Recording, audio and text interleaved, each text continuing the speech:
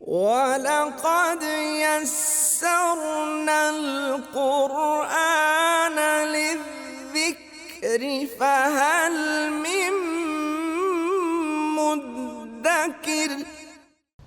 وَإِذَا تُتْلَىٰ عَلَيْهِ آیاتنا، جب ان کے اوپر ہماری آیات تلاوت کی جاتی ہے، سبحان اللہ، سنا کے دیکھیں نا ذرا ان کو آیات۔ کوئی اپنے آپ کو لبرل کہنے والے ہیں، مسلمان کہتے ہیں ہم لبرل ہیں، ان کو قرآن کی آیات سنائیں نا، جتنی تکلیف ان کو قرآن کی آیت سن کے ہوتی ہے۔ اور اسی طرح اگر کوئی شخص، میں کم از کم جو بات ہم کر رہے تھے، گانے بجانے والی تو بات ہی بڑی اگلے سطح کی ہے کہ کوئی گانے بجانے کی محفل ہو، آپ ان میں قرآن سنا کے دیکھیں ذرا، ان کو قرآن کی کوئی بات بتا کے دیکھیں ذرا، یا ان کو نصیحت کی کوئی بات بتا کے دیکھیں۔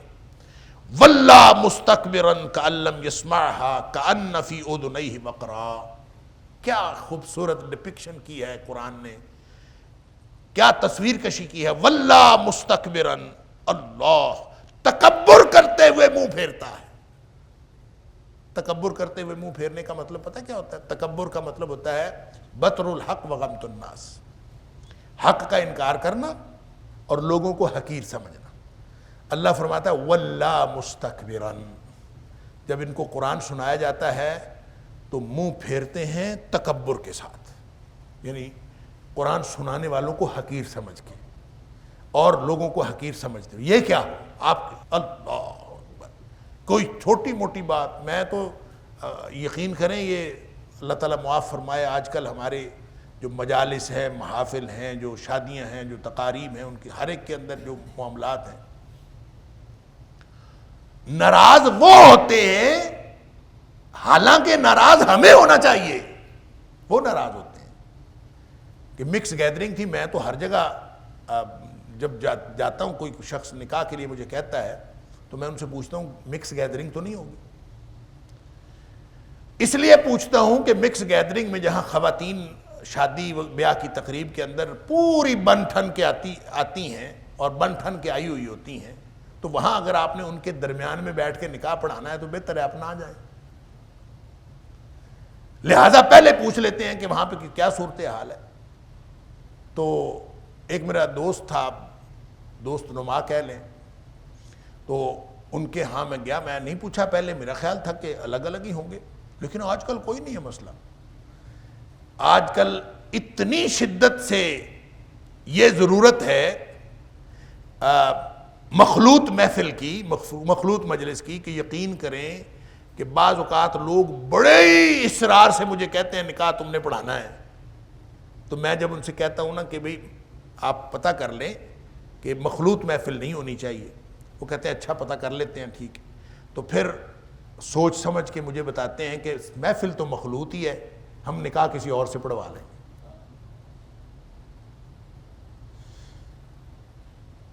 وَإِذَا تُتْلَىٰ عَلَيْهِ آيَاتُنَا وَلَّىٰ مُسْتَكْبِرًا، وہ بلکہ حقیر سمجھتے ہیں کہ یہ کون ہے جو ہمارا محفل میں، مجلس میں اور رنگ میں بھنگ ڈالنے کے لیے آ گئے ہیں، یہ کون ہے؟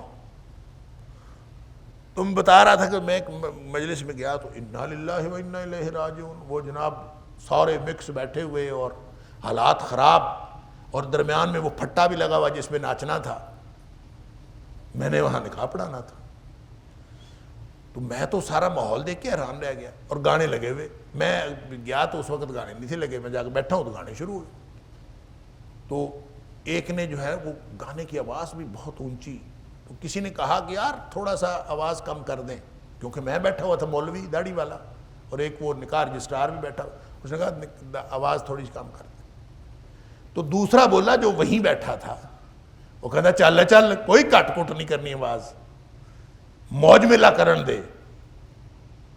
یعنی ہم کیا ہو گئے ہیں، انا للہ و انا الیہ۔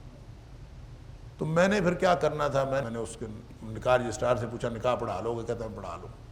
میں نکل آیا باہر آ کے فون بند کر دیا، گاڑی میں بیٹھا گھر آ۔ جو بتانے کی بات ہے وہ یہ کہ اگلے دن وہ جن کی دعوت پر میں وہاں گیا تھا اور میں پھر واپس آ گیا، ان کا مجھے فون آیا، رات کو تو میں نے فون ہی بند کر دیا۔ اگلے دن جب ان کا فون آیا تو یقین کرے وہ میرے سے لڑے کہ تو نے بڑا غلط کیا ہے. لڑنا میں نے تھا ان سے, الٹا وہ میرے سے لڑے کہ تو نے غلط کیا ہے, ہمارا پورا پروگرام خراب کر دیا, ہم نے لوگوں کو بتایا ہوا تھا کہ نکاح وہ پڑھائے گا اور تم نے چپ کر کے تم نکل گئے, فون بند کر. بڑی غیر اخلاقی حرکت کی ہے. انا للہ و انا الیہ راجعون. وَإِذَا تُتْلَى عَلَيْهِ آیاتنا, جب تلاوت کی جاتی ہیں علیہ ان پر آیاتنا ہماری آیات, وَلَّا مُسْتَكْبِرًا, تو تکبر کے ساتھ وہ منہ پھیرتے ہیں, کَأَن لَّمْ يَسْمَعْهَا, اس طرح جیسے انہوں نے وہ بات سنی ہی نہیں. کَأَنَّ فِي أُذُنَيْهِ وَقْرًا, ایسے جیسے ان کے کانوں کے اندر بوجھ ہو, یعنی کان کے اندر کوئی چیز ڈالی ہوئی ہو. وقر کا مطلب ہوتا ہے بوجھ, ایسا بوجھ, ایسی کوئی چیز کان کے اندر ڈالی ہو جس سے کان کے اندر آواز ہی نہیں جاتی. تو آپ لہو الحدیث کے اندر مشغول لوگوں کو, چاہے وہ ہم ہیں, چاہے ہماری اولادیں ہیں, چاہے ہمارے اہل خانہ ہیں, چاہے کوئی اور ہیں, آپ کسی کو بھی جو مشغول ہو لہو الحدیث کے اندر, اس کو قرآن سنا کے دیکھیں ذرا. بچے ویڈیو گیم ہی کھیل رہے ہوں, ان کو جا کے سنائیں ذرا قرآن کی آیت, وہ تمہیں بتائیں گے کہ قرآن کی آیت میں سنتا ہوں. انا للہ, کوئی نہیں سننے کے لیے تیار ہوتا. کیوں؟ اس وقت دماغ, دل, ہر چیز کہیں اور پہنچی ہوئی ہوتی ہے. لہذا واللہ مستکبرن, وہ رویہ ایسا ہوتا ہے کہ اس وقت تکبر کا رویہ ان کے اندر بھرا ہوتا ہے کوٹ کوٹ کے. کلم یسمعھا, اور جتنی مرضی آپ ان کو قرآن سنائیں, نبی پاک صلی اللہ علیہ وسلم کی باتیں بتائیں, وہ ایسے ہوتا ہے جیسے انہوں نے سنا ہی نہیں. کأن فی اذنیہ وقرا, جیسے ان کے کانوں کے اندر بوجھ ہے, ڈاٹ ہے, کوئی ڈھکنا دیا ہوا ہے اور ان کے کانوں میں آواز ہی نہیں جاتی. فبشرہ بعذاب علیم, اے حبیب صلی اللہ علیہ وسلم اس کو دردناک عذاب کی خوشخبری دے دیجیے. انا للہ و انا الیہ راجعون. ان الذین آمنوا وعملوا الصالحات لہم جنات النعیم, بے شک وہ لوگ جو ایمان لائے اور انہوں نے اچھے عمل کیے, لہم جنات النعیم, ان کے لیے نعمتوں والی جنتیں ہیں. خالدین فیہا, اس کے اندر ہمیشہ رہیں گے. وعد اللہ حقا, یہ اللہ کا سچا وعدہ ہے. سبحان اللہ. وہو العزیز الحکیم, اور وہ اللہ بڑی ہی غلبے والی ذات ہے, غلبے والا اور حکمتوں والا ہے, دانا ہے. خلق السماوات بغیر عمد ترونہا, اس نے آسمانوں کو پیدا کیا بغیر ستون کے, جس کو تم دیکھتے ہو. ترونہا, ترونہا, تم اس کو دیکھتے ہو, یعنی یہ عمد جس کو ستون کہا جاتا ہے, یہ اس کی صفت بھی ہو سکتی ہے کہ ترونہا, کہ تم اس کو دیکھ رہے ہو, یا کیا نظر آتے ہیں تمہیں ستون. اس نے, اللہ نے, خلق السماوات بغیر عمد, جس نے آسمانوں کو بنایا بغیر ستون کے. ترونہا, تم ان کو دیکھتے ہو. والقا فی الارض رواسیہ, اور اس نے گاڑ دیے زمین میں پہاڑ. اللہ, رواسیہ, راسیت ان کی جمع ہے جس کا معنی ہوتا ہے ثابتہ, کوئی چیز جو ٹھوس گڑ جائے اور بالکل نہ ہلے. رواسیہ, اللہ نے اس کے معنی کے اندر شامل ہے کوئی ایسی چیز ٹھوس جس کے اندر حرکت نہیں.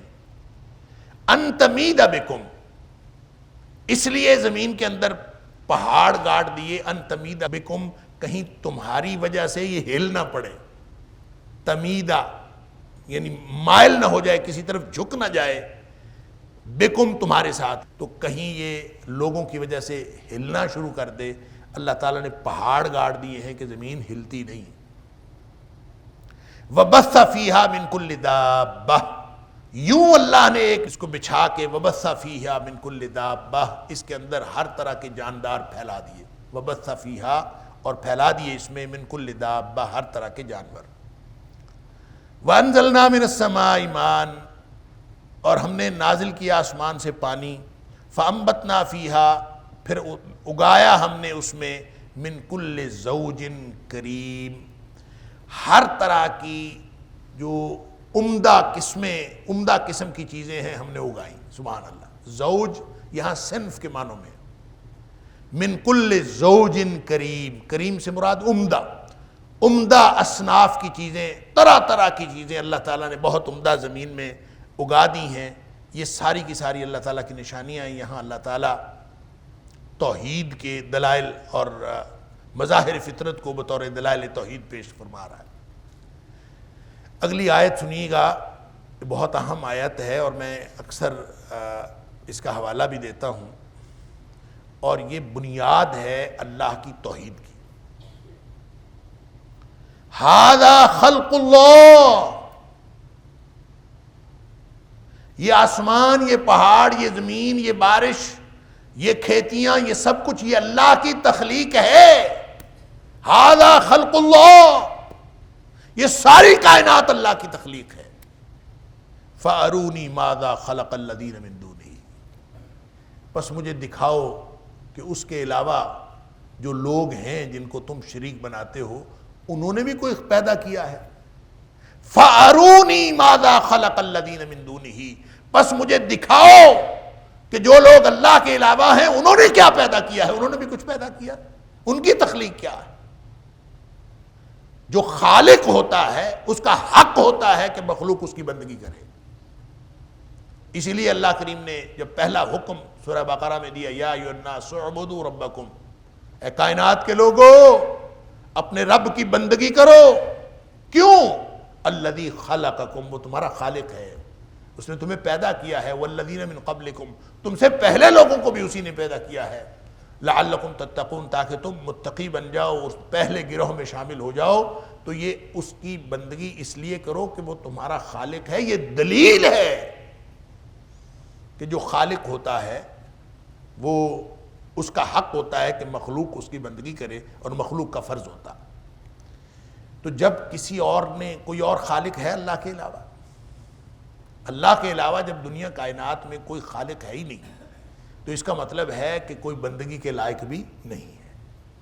جب کوئی خالق نہیں ہے تو کوئی بندگی کے لائق نہیں ہے. لا الہ الا اللہ کا یہی معنی ہے کہ پوری کائنات میں نہ کوئی اور خالق، نہ کوئی اور معبود بندگی کے لائق، کسی کے پاس یہ طاقت ہی نہیں، کوئی الہ ہے ہی نہیں سوائے اللہ کے. اللہ کے علاوہ کوئی الہ نہیں. یہی ہم کلمہ پڑھتے ہیں.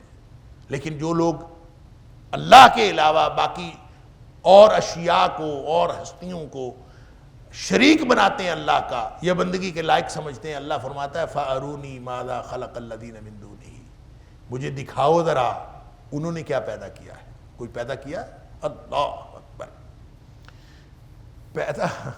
پیدا کرنا تو دور کی بات ہے. اللہ تعالیٰ سورہ حج میں فرماتا ہے مکھی اگر ان سے کھانا چھین کے لے جائے نا، یہ سارے مل کے کھانا واپس نہیں لا سکتے. سورہ حج کی آیت یہ کہ پہلے تو اللہ تعالیٰ نے فرمایا کہ لن یخلقوا ذبابا ولو اجتمعوا له. سبحان اللہ، اتنا بڑا چیلنج ہے.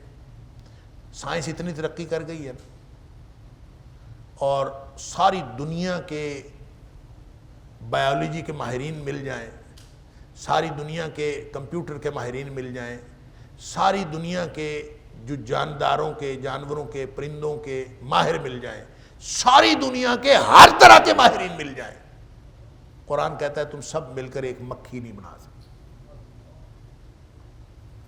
جس دن بنا لو گے نا مکھی، اس دن میرے سے بات کرنا. اللہ اکبر.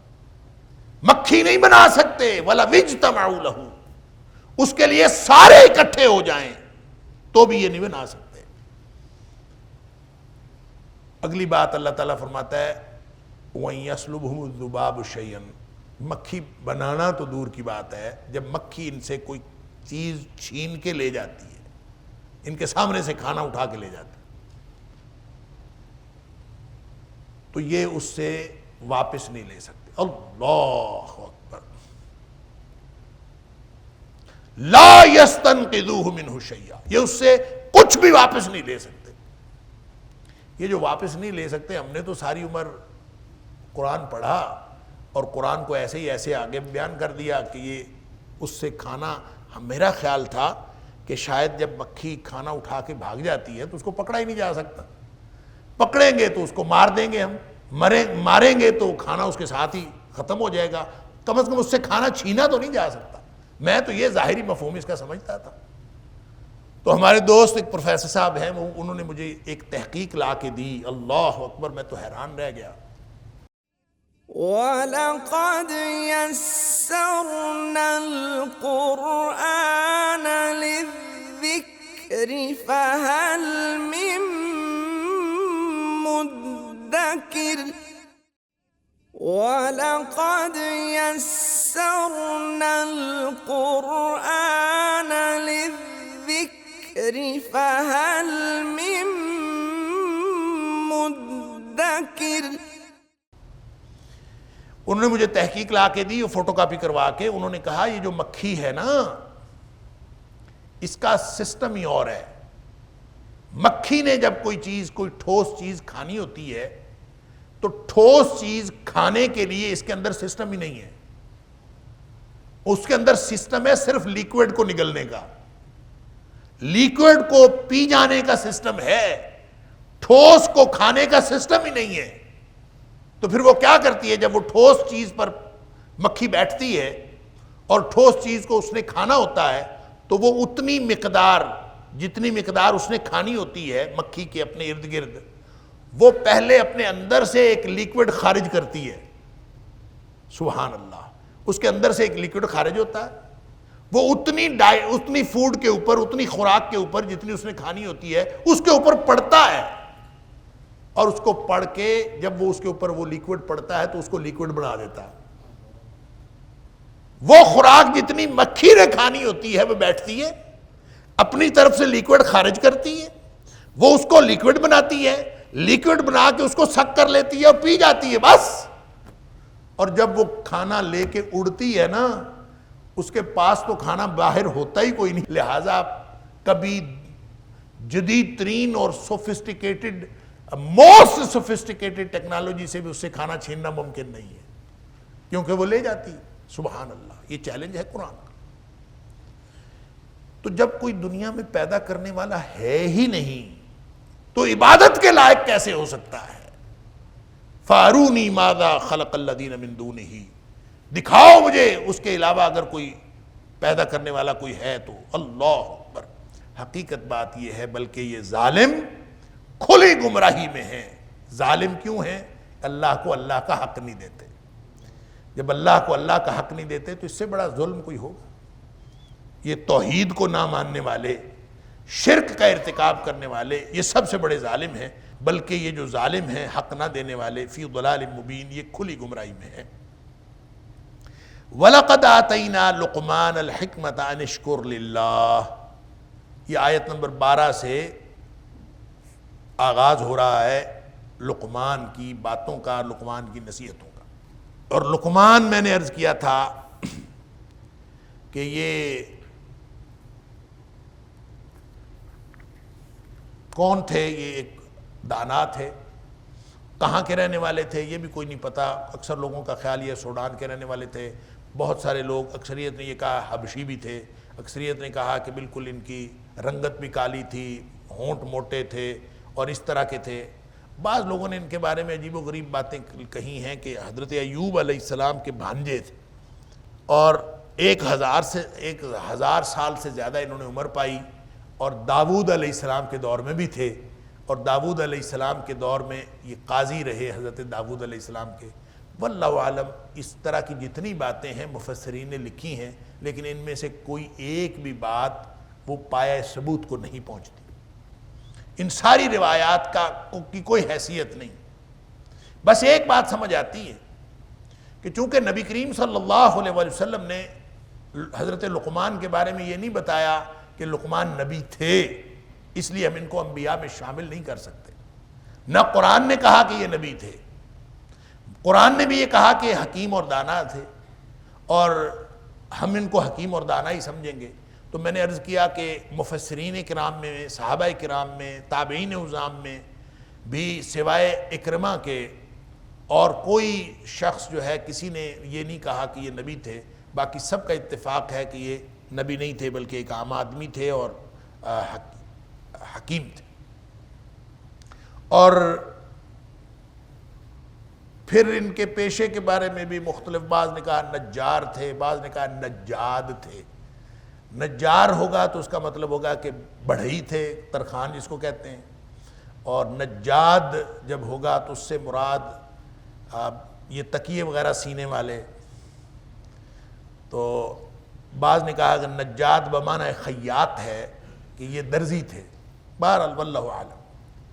لیکن علامہ ابن کثیر نے بھی یہ ساری روایات لکھی ہیں، علامہ محمود آلوسی نے بھی یہ ساری روایات روح المعانی کے اندر لکھی ہیں. لیکن ان ساری روایات کے بعد خود لکھتے ہیں علامہ آلوسی بھی کہ ان میں سے کسی بھی چیز کا کوئی ثبوت نہیں ہے، کوئی مستند بات نہیں ہے. بس ایک بات مستند ہے، وہ کیا ہے کہ کوئی حکیم اور دانا تھے جن کا تذکرہ عربوں کے اندر جاری رہتا تھا، اور عربوں کے اندر گھر گھر لوگوں کو پتا تھا لقمان کوئی حکیم اور دانا آدمی گزرا تھا.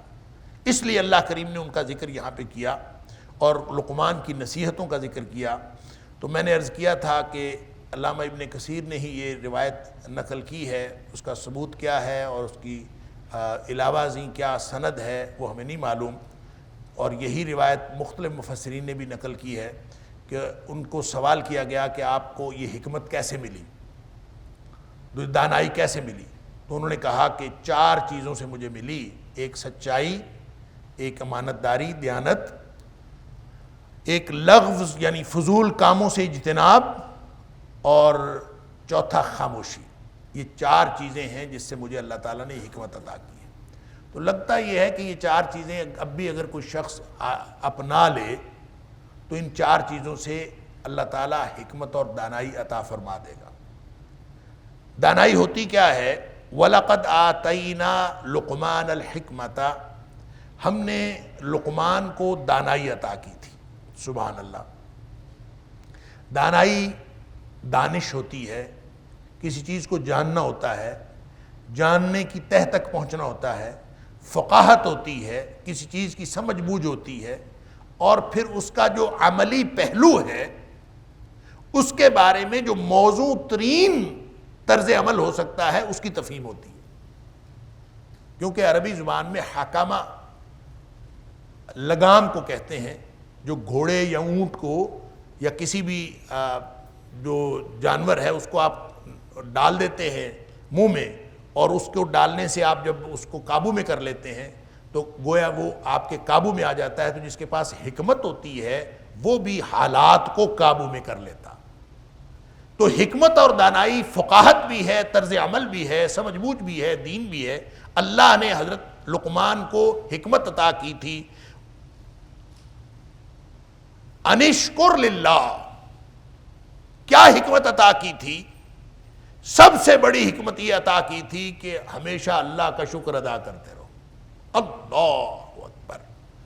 انشکر للہ، اس کا مطلب یہ ہے کہ حکمت سے مراد شکر ہی ہے. اللہ نے خود فرما دیا یہ دین کی سمجھ بوجھ بھی ہے، یہ تفہیم بھی ہے، یہ طرز عمل بھی ہے، یہ فقاہت بھی ہے، یہ پریکٹیکل وزڈم بھی ہے. لیکن یہاں اللہ کریم نے خود اس کی وضاحت فرما دی کہ ہم نے لقمان کو حکمت دی تھی. وَلَقَدْ آتَيْنَا لُقْمَانَ الْحِكْمَةَ، ہم نے لقمان کو حکمت اور دانائی عطا فرمائی تھی. کیا دانائی عطا فرمائی تھی؟ انشکر للہ، کہ اللہ کا شکر ادا کیا. اس کا مطلب ہے شکر ہی حکمت ہے. بہترین جو شاندار جو حکمت ہے، شاندار جو سب سے بڑی حکمت ہے وہ اللہ کا شکر ادا کرنا. وَمَن يَشْكُرْ فَإِنَّمَا يَشْكُرُ لِنَفْسِهِ، اور جو شکر کرتا ہے نا وہ اصل میں اپنے آپ کے لیے شکر کرتا ہے. شکر کرنا ہوتا کیا ہے؟ وَمَن كَفَرَ، اور جو ناشکری کرتا ہے، فَإِنَّ اللَّهَ غَنِيٌّ حَمِيدٌ، پس بے شک اللہ وہ بے پرواہ ہے، غنی ہے، حمید اور تعریف کیا گیا ہے. اللہ کو کیا ضرورت ہے کہ تم شکر کرو گے تو اللہ کو کوئی فائدہ ہوگا؟ اللہ تو بے پرواہ ہے، اللہ تعالیٰ کو تمہارے شکر کی کوئی پرواہ نہیں. اور اللہ تعالیٰ حمید ہے، خود تعریف کیا گیا ہے، تمہارے شکر کی کوئی ضرورت نہیں ہے اللہ. تو پھر شکر ہے کیا؟ شکر کا لفظی معنی ہوتا ہے بھر جانا. بات سمجھ لیجئے، بھر جانا اس کا لفظی معنی ہوتا ہے. اور اصطلاح میں، شریعت کی اصطلاح میں، شکر انسان کے اس طرز عمل کو کہتے ہیں کہ جب انسان زبانی طور پر اللہ کی حمد و ثنا کے ساتھ ساتھ اللہ کی دی ہوئی نعمتوں کو اس کے حکم کے مطابق استعمال کرے.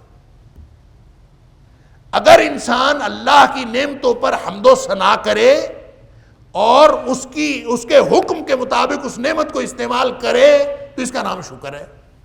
اور یہی حکمت اللہ نے حضرت لقمان کو سکھائی تھی کہ ہر بات کا شکر کرو. اللہ نے زبان دی ہے، کس لیے دی ہے؟ اپنا ذکر کرنے کے لیے. لہٰذا اگر زبان سے اللہ کا ذکر ہوگا تو یہ بہترین شکر ہے، عملی شکر. زبان سے آپ کہیں، حمد و ثنا کریں، الحمدللہ کہیں، اللہ اکبر کہیں، سبحان اللہ کہیں، ذکر کریں اللہ کا، یہ زبانی شکر ہے. اور عملی شکر یہ ہے کہ اس کو آپ اللہ نے آنکھیں دی ہیں، اللہ تعالیٰ نے سماعتیں دی ہیں، یہ ساری اللہ کی مرضی سے استعمال ہو. اللہ نے جسم دیا ہے، کس لیے دیا ہے؟ جس مقصد کے لیے دیا ہے اس مقصد کے لیے استعمال ہو. اور ساتھ انسان حمد و ثنا کرے، اللہ اکبر پڑھے، الحمدللہ پڑھے، الحمدللہ کہے، اللہ تیرا شکر ہے. الحمدللہ کا معنی کیا ہوتا ہے؟ سب تعریف اللہ کے لیے. اور یہ وہ تعریف ہے حمد. اس تعریف کے معنوں کے اندر یہ شامل ہے، وہ تعریف جو شکر کے جذبے کے تحت کی جائے وہ حمد ہوتی ہے. لہذا الحمدللہ، حمد دنیا کائنات میں ہر چیز کی تعریف ہو سکتی ہے لیکن حمد نہیں ہو سکتی. حمد صرف اللہ کی ہے، کیونکہ ہر چیز کا پیدا کرنے والا وہ ہے، ہر نعمت عطا کرنے والا وہ ہے، اور ہر نعمت کا شکر واجب ہے. اور شکر کیا ہے؟ شکر یہ ہے کہ ساتھ ساتھ آپ اللہ کی نعمتوں کو اللہ کی مرضی سے استعمال کرتے جاؤ اور ساتھ ساتھ زبان سے الحمد. وَلَقَدْ يَسَّرْنَا الْقُرْآنَ لِلذِّكْرِ فَهَلْ مِن مُدَّكِرٍ. وَمَنْ كَفَرَ فَإِنَّ اللَّهَ غَنِيٌّ حَمِيدٌ. اور جو ناشکری کرے پس بے شک اللہ تعالیٰ بے پرواہ ہے اور نہایت تعریف کیا گیا ہے. ایک تو اس کا معنی میں نے یہ بتا دیا کہ حکمت یہ تھی کہ شکر کرے. ایک معنی یہ کہ شکر کرے گا تو حکمت آئے گی. حکمت دانائی جس کے پاس ہوتی ہے وہ شکر کرتا ہے. اور ایک معنی یہ کہ جو شکر کرتا ہے اس کو دانائی آتی ہے. دونوں لازم ملزوم. وَإِذْ قَالَ لُقْمَانُ لِابْنِهِ، جب لقمان نے اپنے بیٹے سے کہا، وَهُوَ يَعِظُهُ، اور کہا بھی کیسے؟ نصیحت کرتے ہوئے کہا. وَهُوَ يَعِظُهُ، اور وہ اس کو نصیحت کر رہا تھا. دیکھیں یہ نصیحت جو ہے نا، واعظ، ایک ہوتا ہے امر، ایک ہوتا ہے واعظ. ان دونوں میں فرق ہے. امر ہوتا ہے قانونی حکم، یہ کرو بس. ہو سکتا ہے قانونی حکم کے اندر جو مخاطب ہے اس کا فائدہ ہو سکتا ہے اس میں مخاطب کا نقصان ہو. قانونی حکم میں مخاطب کا فائدہ نقصان نہیں دیکھا جاتا. لیکن جو نصیحت ہے نا، واعظ، اس کی واعظ کی بنیادی خصوصیت ہی یہ ہے کہ اس میں مخاطب کی خیرخواہی ملحوظ خاطر ہوتی ہے. لہذا ہم نے جب سورہ نحل کے اندر آیت نمبر 90 پڑھی تھی تب میں نے یہ بات عرض کی تھی کہ وہاں اللہ تعالیٰ فرماتا ہے ان اللہ یأمر بالعدل والاحسان وایتاء ذی القربى وینہی عن الفحشاء والمنکر والبغی یعظکم. شروع میں فرماتا ہے اللہ حکم دیتا ہے. ان اللہ یأمرکم، اللہ حکم دیتا ہے. اور اسی آیت پہ آخر پہ جا کے فرماتا ہے یعظکم، اللہ تمہیں نصیحت کرتا. کیا مطلب؟ اللہ کا کوئی حکم ایسا نہیں ہے جو انسانیت کے لیے خیرخواہی سے خالی ہو. اور حضرت لقمان جب اپنے بیٹے کو نصیحت کر رہے تھے نا، اور نصیحت باپ اپنے بچے کو اس وقت کرے جب خالص اس کی خیرخواہی کر رہا ہو. سبحان اللہ. لہذا یہ نہیں فرمایا کہ صرف کہا.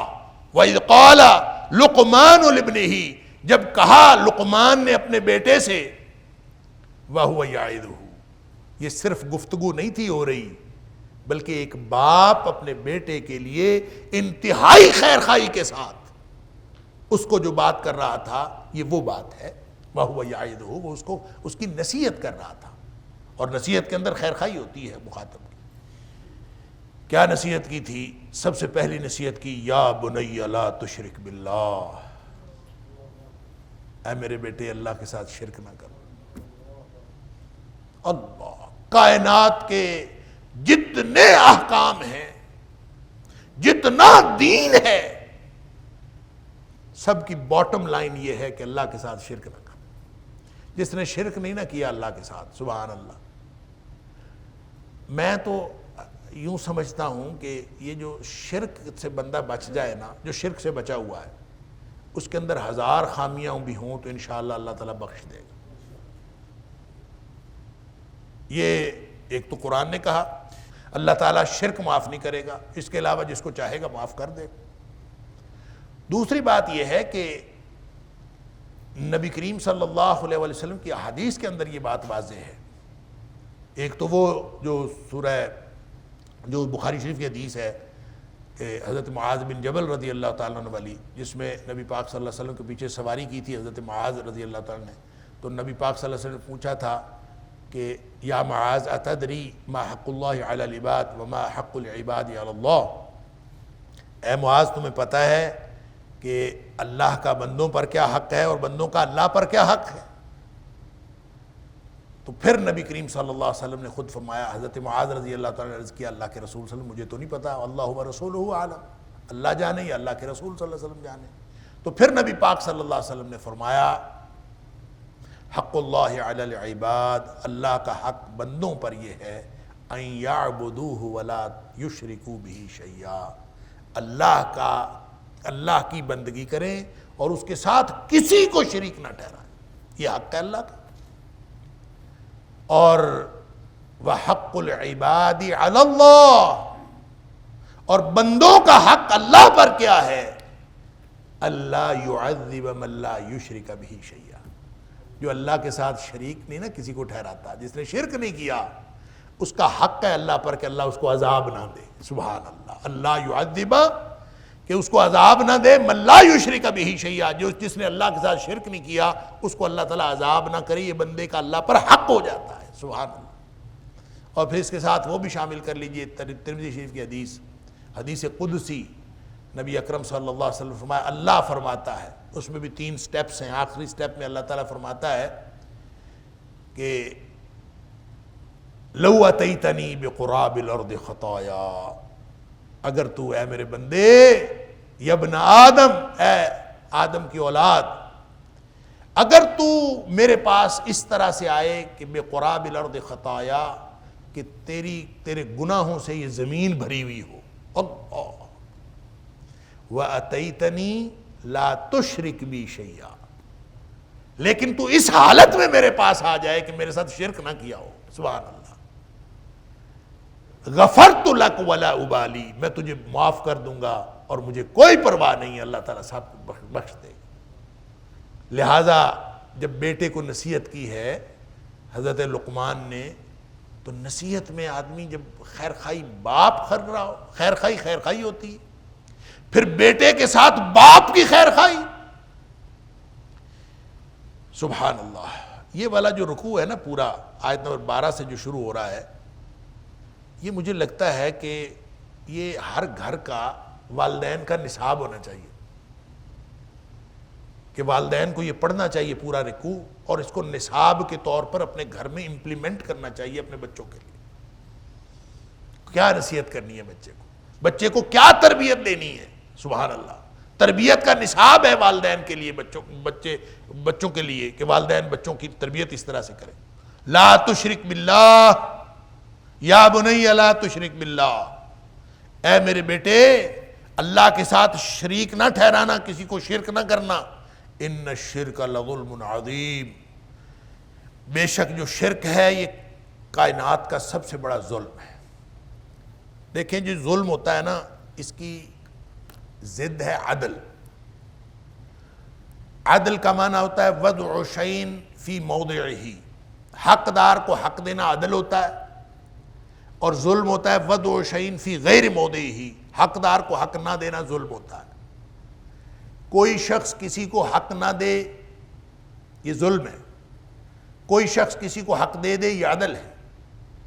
پوری زندگی معاشرے کا نظام عدل پر قائم ہے، اللہ اکبر۔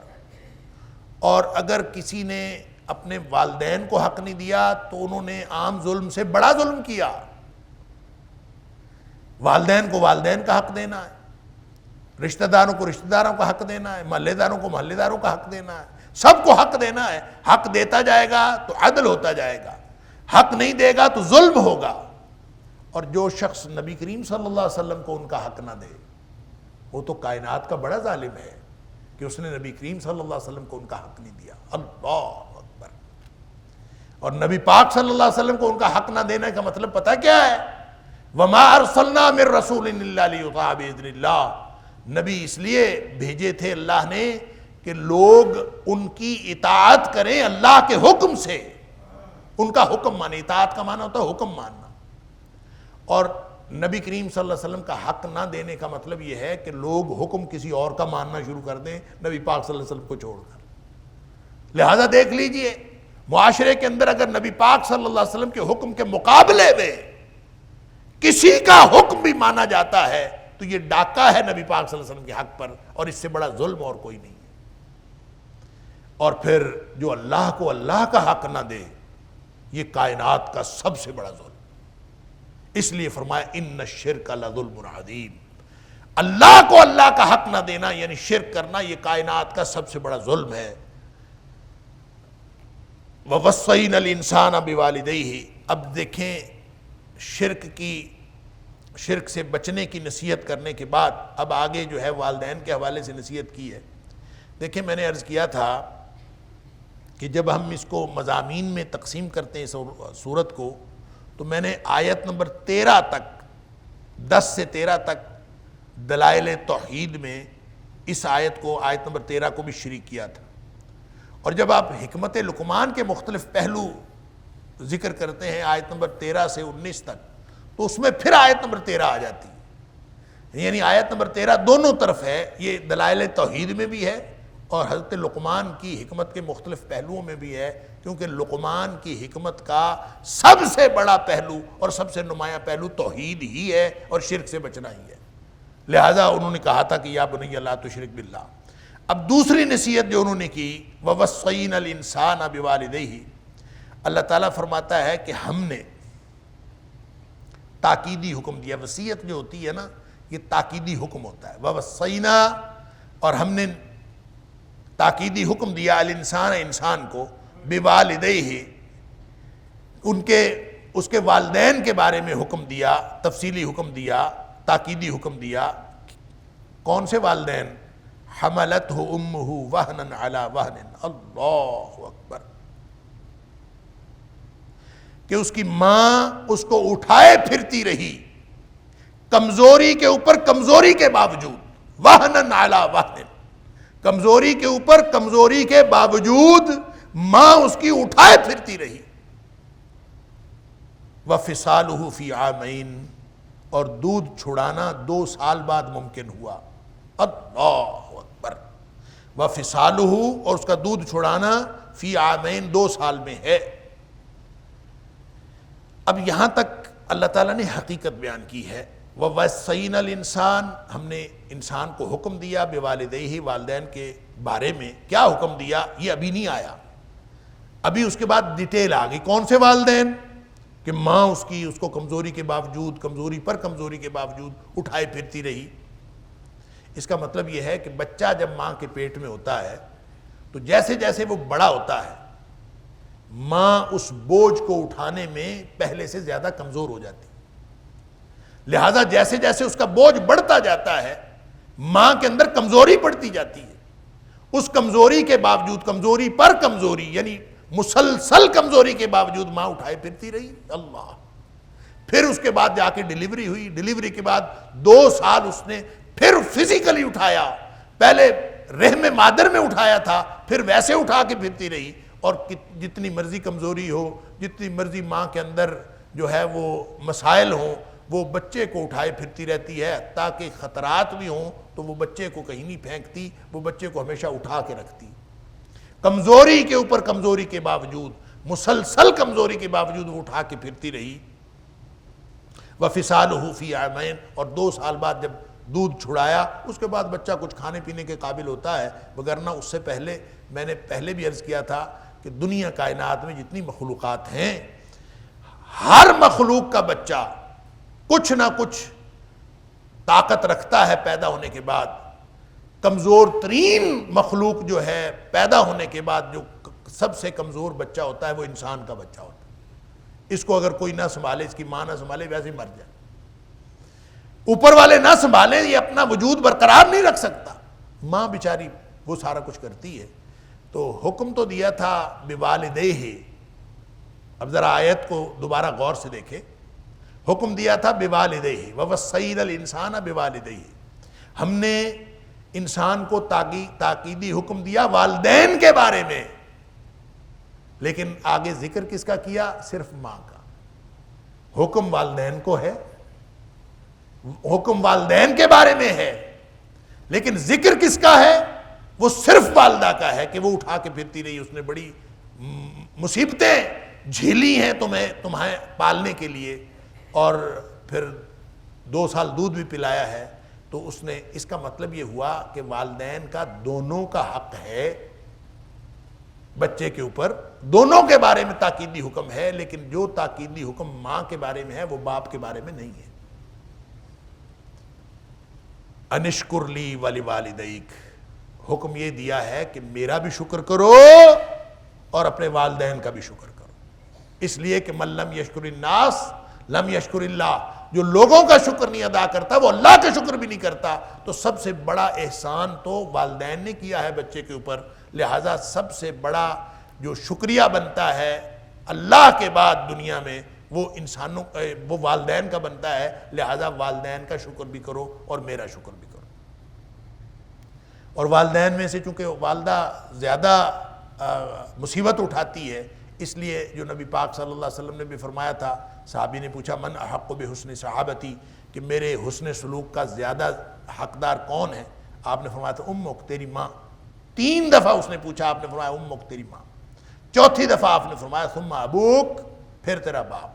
اس کا مطلب ہے حسن سلوک کے اعتبار سے 3 حق ماں کے ہیں، 4تھا حق باپ کا ہے، لیکن اطاعت کے اعتبار سے یہ نہیں ہے۔ اطاعت کے اعتبار سے والد کا حق پہلا ہے اور والدہ کا حق بعد میں ہے، کیونکہ گھر کا نگران وہ ہے، قوام وہ ہے، اس لیے اللہ تعالیٰ نے نظام یہ بنایا ہے۔ بعض لوگ حسن سلوک کے حق کو ہی امپلیمنٹ کر دیتے ہیں اطاعت کے اعتبار سے بھی، کہ والدہ کو کی اطاعت بھی 3 حق والدہ کے ہیں، بعد میں 4تھا حق والد کا ہے، ایسا نہیں ہے۔ حسن سلوک کے اعتبار سے والدہ کا حق زیادہ ہے اور اطاعت کے اعتبار سے والد کا حق زیادہ ہے۔ بہرحال اللہ تعالیٰ فرماتا ہے کہ انشکر لی ولوالدیک، میرا بھی شکر کرو اور اپنے والدین کا شکر ادا کرو، الی المصیر، میری طرف ہی تمہیں لوٹ کر آنا ہے۔ اللہ تعالیٰ مجھے اور آپ کو، ہم سب کو قرآن سمجھنے اور عمل کرنے کی توفیق عطا فرمائے۔ وآخر دعوانا الحمدللہ رب العالمین۔